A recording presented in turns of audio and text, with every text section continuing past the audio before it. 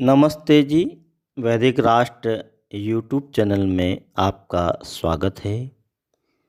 वैदिक साहित्य में, वैदिक संस्कृति में अनेकों ग्रंथ हमें मिलते हैं।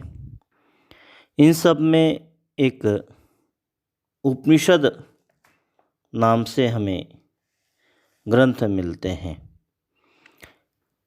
इन उपनिषदों में महर्षियों ने हमें संदेश दिया है।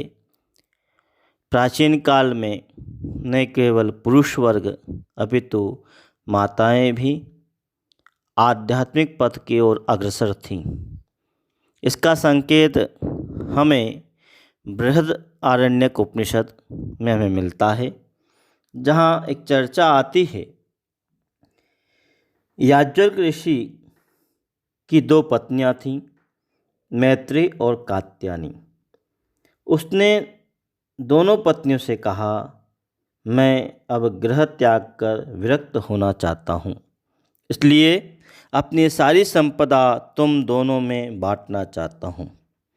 कात्यायनी सीधी सादी थी, कुछ न बोली, परंतु विचारशिला मैत्री बोली, यन्नु म इयं भगो सर्वा पृथ्वी वित्तेन पूर्णा स्यात् कथम तेन अमृता श्याम इति। अर्थात यदि पृथ्वी की सारी संपदा मिल जाए तो उससे मुझे क्या सच्चा सुख या मुक्ति मिल जाएगी।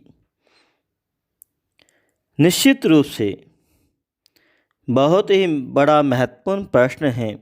हमारे जीवन में भी जिस धन संपदा के पीछे पूरा संसार भाग रहा है, क्या उससे सच्चा सुख या मुक्ति मिल सकती है? तो याज्ञवल्क का उत्तर आज भी उतना ही महत्वपूर्ण है, सटीक है। महर्षि याज्ञवल्क उस प्रश्न का उत्तर देते हुए कहते हैं, अमृतत्वस्य न शास्ति वित्तेन। नहीं नहीं मैत्री, धन संपदा से तो सच्चा सुख नहीं मिल सकेगा। धन से तुम विलासी जीवन व्यतीत कर सकती हो, पर मुक्ति नहीं मिलेगी।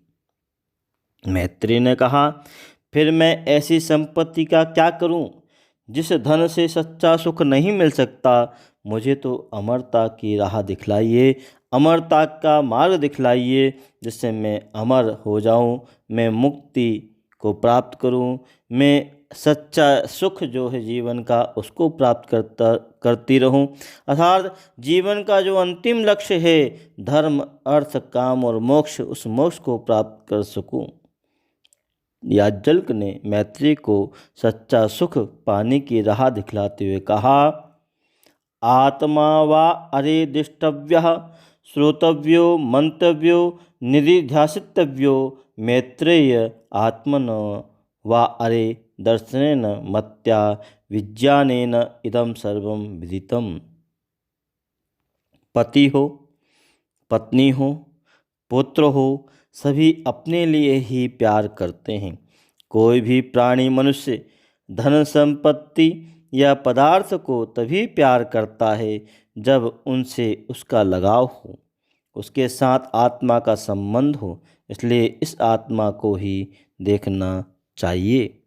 आगे कहा, स यथा शंखस्य ध्यायमानस्य न बाह्य शब्दान शक्युनाथ गृहणाय शंखस्य तो ग्रहणेन शंख ध्यमस्य वा शब्दो गृहीतः। महर्षि कहते हैं, बहुत सुंदर और बहुत बढ़िया बात है कि हम अपने जीवन के अंदर उस मूल को पकड़ लें, मूल को समझने में भूल न करें। और जो व्यक्ति मूल को पकड़ने में भूल कर देता है, वह जीवन में धूल हो जाता है। तो महर्षि क्या कहते हैं कि जिस प्रकार शंख बजाने पर शंख की आवाज़ पकड़ में नहीं आ सकती, पर यदि शंख को या शंख के बजाने वालों को पकड़ लिया जाए तो शंख की आवाज़ पकड़ में आ सकती है। इसलिए आत्मा को पकड़ना चाहिए। सब जगह एक ही आत्मा के दर्शन करने चाहिए। जब सब एक ही आत्मा ही हो गया तब उसे देखने सुनने का प्रश्न नहीं, सब और आनंद ही आनंद होगा। सर्वत्र एक ही आत्मा के दर्शन करो, यत्र वा अस्य सर्व आत्मैव भूतकेन कम जिघृतकेन कम पश्येत। बंधुओं, आओ हमारा दर्शन, हमारी संस्कृति, वैदिक दर्शन, वैदिक संस्कृति बार बार यह ध्यान दिलाती है कि मनुष्य का अंतिम लक्ष्य मोक्ष की प्राप्ति है, मुक्ति की प्राप्ति है। आत्मा के दर्शन करो, स्व आत्मदर्शन कर लो और स्व आत्मा से परमात्मा की ओर हम अग्रसर होते रहें।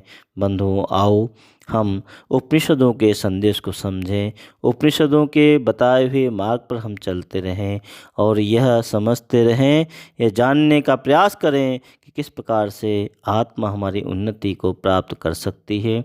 आध्यात्मिक, सामाजिक, राष्ट्रीय वैदिक चिंतन को समझने के लिए, सुनने के लिए आप वैदिक राष्ट्र यूट्यूब चैनल सब्सक्राइब करें, शेयर करें, लाइक करें और आपके मन में कोई भी किसी प्रकार का भी शंका हो तो उसके समाधान के लिए, कोई प्रश्न हो उनके उत्तर को पाने के लिए आप अवश्य कमेंट में हमें बताएं।